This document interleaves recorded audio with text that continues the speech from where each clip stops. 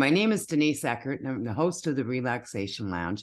I love coming on here and sharing different tips and techniques to lower the stress in your life. Lowering the stress in your life does not take a lot of time. And here is an expert in this. Her name is Tess Jewell-Larsen. When she empowers women, professionals, entrepreneurs, and high achievers to go from exhausted and overwhelmed to balanced and thriving. Tess is a certified mindfulness coach, experienced yoga teacher, and a yoga therapist in training. Tess emphasizes breath support, mindful movement, stress management, nervous system resiliency, mindset and lifestyle shifts, and taking small steps that build up so that you feel more joyful, balanced, and optimistic and thrive no matter what obstacles come your way. Tess is also the co-host of the podcast, The Happy Edit, a podcast that dives into what it means to be happy and how you can create a foundation for happiness through different lenses. Welcome, Tess. Thank you so much for having me. I'm so happy to be here. And I love your thing. It doesn't take a long period of time to reduce that stress at the moment. So now, what inspired you to do this type of work? I had my own stress and burnout that laughing now, it wasn't so much of a laughing matter then. But yeah, over many years, I just completely lost connection with myself and I lost that understanding of what I really needed. And I was just pushing and just trying to make everyone happy and create the life that everyone thought I should have, and not really tuning into what I wanted and what I needed. And I'm very much putting myself on the bottom. And I realized that I was physically and mentally falling apart and I couldn't continue that way. So I was like, you know what? I have to make a change. I have to make a huge change. So I quit my job that I was in, and which was very scary. And I started up my own business. At the time, I was just teaching yoga and just trying to connect with people and do something that I was passionate about, while at the same time getting myself back on track physically, mentally. Studied with a lot of amazing people all over the world. Thank you, COVID, for opening up those doors of allowing us to do that. It's one of the positive things that came out of COVID. Absolutely. And looking at the positive sides of things. And as I was going through my journey, I was sharing what I was learning with other people, and they were really connecting to it. And I was like, oh, this is pretty cool. Not only am I helping myself, but I'm helping other people. How much further can I take this? And I just kept following it. And yeah, that's where I am now. It's been a pretty amazing journey to go from where I was only a few years ago to where I am now. I love that. And the thing is, I've talked to so many people lately, and on two different folds here. One is learning to be authentic to yourself. What do you really want? I've talked to a lot of younger people where I should be doing this and I should be doing that and I should be doing this. And they're miserable, they're confused, they're frustrated, they're burnt out, they're stressed out. So none of this should be in this box. It doesn't work. And also taking that time to learn about yourself and what makes you happy, where we don't do that either, because that's not in the box. Oh, totally. Our societies, these are the things that will make you happy. And it's okay, I'm going to go for them. But realistically, they can make some people happy, sure. But a lot of us, that doesn't make us happy. It's the small things in life. It's those little tiny minute things that we tend to push away. We don't pay attention to because they're not the big flashy things. It's those small things that really make a difference, that really make us truly happy. And happiness to me, I don't mean as, oh, I'm happy all the time, I'm smiling, there's always rainbows and flowers, and it's an up and down. To me, true happiness is peace, and it's allowing yourself to have those ups and downs and connect with your emotions and be honest with yourself when you have strong emotions, whether they're happiness or whether they're sadness or anger, and allowing them to come. And when we allow them, we're more likely to say, okay, they're there, I acknowledge them, and then they go away. When we're pushing them away, when we're ignoring them, that's when they start to get held up in the body, in the mind.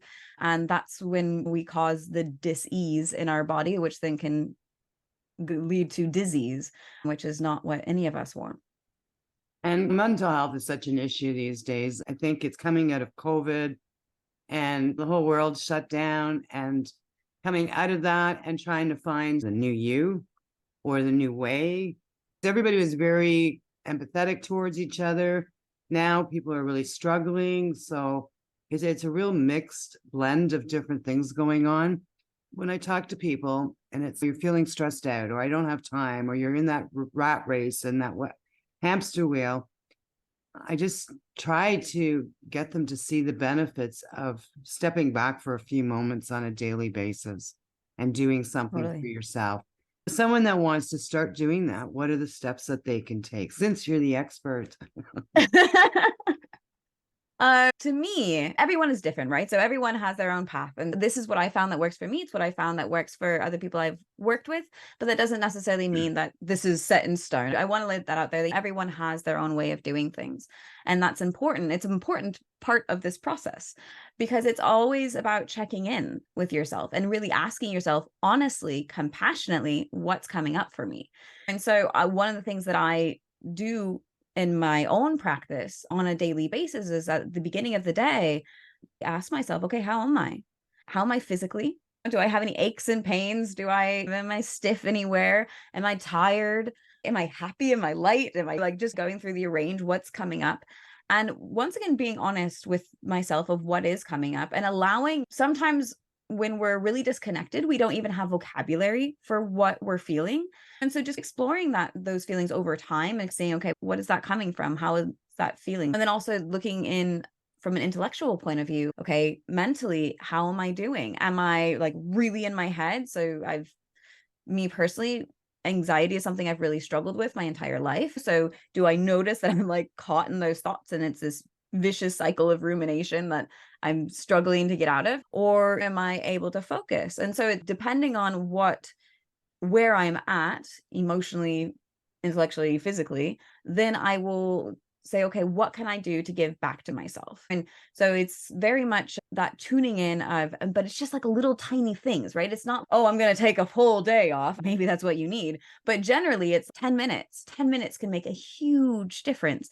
Even just slowing something down as, washing your face and really noticing every step of it, using your senses.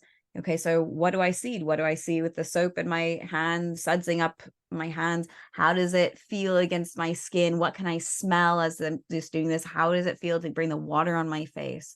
What is the sound of the water as it drips into the basin?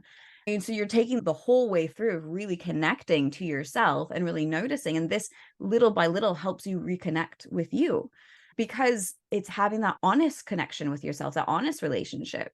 And little by little, you start to build more dialogue. You start to build more vocabulary of what you're feeling. It's not just, oh, I'm stressed today. Okay, there's a lot of things that can cause stress. What is the stress? Are you angry? Are you frustrated? Are you upset about something?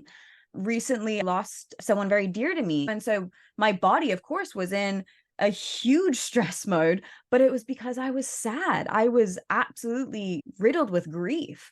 And so my body, your nervous system doesn't really have those terms, but we do. And when we start to name them, right, it helps allow us to go, oh, okay, I'm grieving, or I'm angry about something, I'm frustrated. And so giving those terms is really important as well. And it's not an overnight thing. Like it takes time, at least in my experience of working with other people. These things take time. Beginning, just noticing your stress is maybe a good thing. And then little by little, okay, what's causing that stress? And not judging it, right? Our bodies into stress mode because they're wanting to help us. They're wanting to protect us and being compassionate with yourself because of that, knowing that, and then saying, okay, what is one thing I can do to give back to myself? Maybe that's slowing down and just paying attention to washing my face. Maybe that's going for a walk. Maybe that's calling a friend because I haven't talked to my friends in a long time because I've been working so much. All of these things, just little by little, you start to understand and start to listen to yourself. Okay, what do I need? How can I give back to myself? Even just a little tiny bit. And then the more we do that, the more our bodies and our brains are like, oh yeah, no, this is good for me. And so you're retraining, you're reframing your brain, you're retraining your body. And it's little tiny moments, but it does take time. It's a repetition thing and it's a journey. And I don't want anyone to think, oh, I'm done. Yep, perfect. It's totally a journey. But it's a good journey to have. And it's something we continue to work on throughout our life. And it helps us see what doors are open to us that maybe we didn't see before because we were so much in those blinders of, I'm just stressed. I just need to work. I need to focus on this thing. And it's like, oh, there's all these other beautiful things. When I started working through my own stress and burnout and coming a little bit more on the other side of it, like I started noticing all these beautiful buildings in my city. And I was like, I had no idea that building was there. Was that building always there? Did they just redo that facade? My husband was like, no, it's always been there. It's, wow. Maybe it's just the light on it today. It's just these little things that you're like, oh, and your brain just starts picking up the beauty around you. And so that to me is just, it's these little tiny little things that can just start to make our whole view of life different. I agree. And I remember in my younger years, I was just so stressed out. And stress is just such a large word because, as you said, Oh, it can involve all these different emotions. And what really does stress mean? But it's a whole different episode. But I remember once I caught myself eating and brushing my teeth at the same time because I was so overwhelmed with work. I had so much to do. And it's, oh my Lord, Janice, you need to slow down here. yeah. And I'm just going to say something. I'm not sure if I like taking it back to yourself. I think I would say more of giving giving it Yeah. to yourself, because taking it back, it's like we gave it away. We did give our time away, but we're giving it back to ourselves and finding out what's important to us, which is really important. You know, Yeah, we're giving ourselves back our voice, I guess is what I mean by giving back. You're opening up your voice. So yes, you're totally giving to yourself. And I totally agree with that. And it's opening yourself up to this empowerment, right? It's Mhm. giving yourself back your voice to yourself, back your voice to the other people around you. And when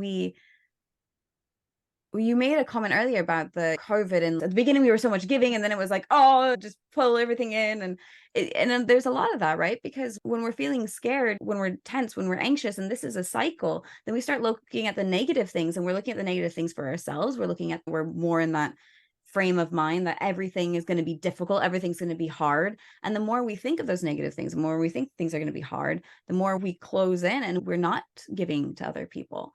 And so when we start shifting that, we're able to give back to ourselves, we're able to feel fuller, we're able to share our energy around us in a much more positive way. So yes, definitely. I love that. Now, if someone listening is living in that hamster wheel or that round peg trying to fit in the square box, what are some practical steps that person can take today to make a difference in their lives? So for me, the first thing in the morning, ask yourself, how am I doing? At the very beginning of your day, maybe before you even get out of bed, right? Like your eyes are just like starting to open. Maybe they're not even open yet. And you're like, you check in, how am I doing? Scanning through your body, scanning through your emotions, and meeting yourself with compassion. Super important. Not, oh, I'm angry. Oh, no, can't think of that. No, okay, you're angry. Fine. Oh, I'm happy. Awesome. So just acknowledging what's coming up for you. And then, in that little morning routine that you probably are already doing for yourself, brushing your teeth, washing your face, maybe taking a shower, maybe you're getting a little bit of movement in. Start habit stacking. So something you already do every single day, whether that's brushing your teeth or washing your face or whatever, add something a little bit extra to it. Add a little bit of mindfulness, maybe add a little bit of gratitude. Slow it down. These are things that we can absolutely do every single day for ourselves. And little by little, when we start making those tiny adjustments, maybe a week or 2 weeks after, you go, oh, actually, that's just like a daily thing. Okay, what else can I add? Or I want to add something else because I feel more energetic. Oh, maybe actually, usually I didn't have that time, but maybe actually this morning I'm going to do a 5-minute stretch routine. So I'm going to add on to it. And it's just these little tiny steps. For me, I call it like my 10-minute method is stepping out of burnout. And it's these like little steps that I take. And what can I do? What's that one thing that I can do for myself during the day? And maybe it's in the morning. That's me. I'm a morning person. So I like my mornings, but maybe that's not possible. So you do it in the afternoon or the evening is better. Maybe you need that wind down before you go to bed so you can shut the thoughts down. So pick a time, try it out for a bit. If that doesn't work, choose another time, but don't by a bit. I'm not saying like a day. Give it some time, like a couple of weeks, see how it works for you, and be compassionate. If you don't show up for it every day, that's okay. Oh, I forgot yesterday. Okay, that's that was yesterday. Today, I'm going to show up differently. And always just being that best friend. So often we are not our best friends. And so best friends, they're compassionate, but they look at with honesty, right? If your best friend sees that you're doing something that's not great for you, probably they're going to be like, hey, dude, maybe make a little change there. And they say it nicely. They're not like, oh, wow, you're a complete tool for doing that. But maybe they do. Everyone has their own Depends on what you relationships and how did. they connect. Yeah. But being compassionate with how you're talking to yourself, but being that best friend and little tiny steps. That's for me, that's what I would say. Oh, wow. That's just so powerful. And I love that you do have a practice before you even get out of bed. You are creating that mindfulness. You're checking in with yourself. You're creating that awareness before you're even getting out of bed. And I love that. That is so neat. Yeah. So I understand you have a free book to offer the listeners here. Yes. So it is my 10-minute method. And you can download it. It's free. And the thing that I take you through the different steps of it. I explain different parts of it. I give you suggestions. Obviously, take what you want. Some things might work, some things won't. Maybe you find something completely different. That's for you. But I also give you a calendar. So I give you 4 weeks worth of calendar that you can use. And so you can write in, okay, this is today. This is what I'm feeling. This is how I can give back to yourself. Sometimes writing it down, giving yourself that accountability is really important. Writing down maybe an affirmation, some sort of an intention for your week that you want to continue to work on, or something you want to start to build in on yourself. So maybe it's something, I'm working on feeling enough. I'm working on feeling worthy of myself, like little tiny steps. And then little by day, we can write it in, you can tick it off. I'm a big fan of giving myself that little tick, that little celebration of, woo, I did it. I love that. So we're going to wrap this up. What are the words of wisdom coming from Tess to our audience today? Start to build a relationship, a supportive best friend relationship with yourself. And that starts with just checking in, asking yourself with compassion, and being honest with what comes up, and see what's the one little thing that you can give yourself today. I love it.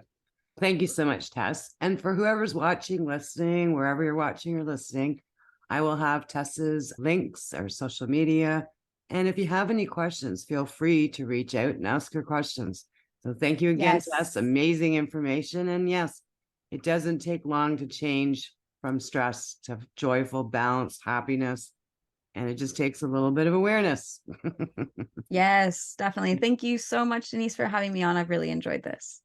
Thank you for listening. And I'm just going to leave you with the gentle reminder to slow down and enjoy life.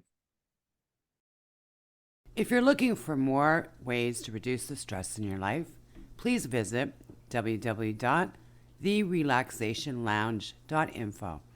Here I've got access to a free Facebook page where you can get support, information on the podcast where I interview different individuals who share their techniques to help you reduce your stress, plus a membership that you can join where you can come and do stress-reducing practice on demand anytime you need to reduce the stress in your life and create more happiness in your world.